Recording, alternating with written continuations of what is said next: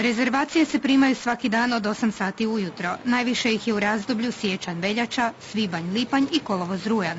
Iako biste mogli pomisliti da je riječ o nekom turističkom odredištu, radi se o stolcu u Nacionalnoj i sveučilišnoj knjižnici, ispitnim rokovima, učenju do posljednjeg trenutka, do zatvaranja, do ponoći. Ne dolaze ovamo nikakvi fanatici, nego studenti kojima je taj prostor praktičniji za učenje nego dom.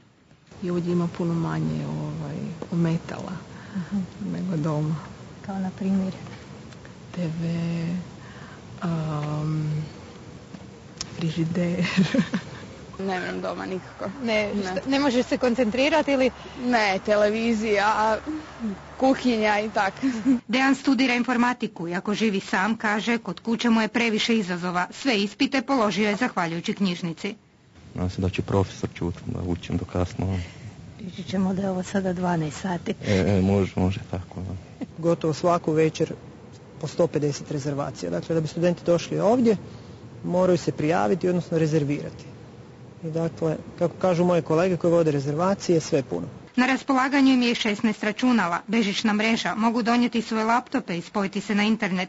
Dakle, drage studente, mjesto čeka, naravno, ako dođu na vrijeme i ako ne uče na glas.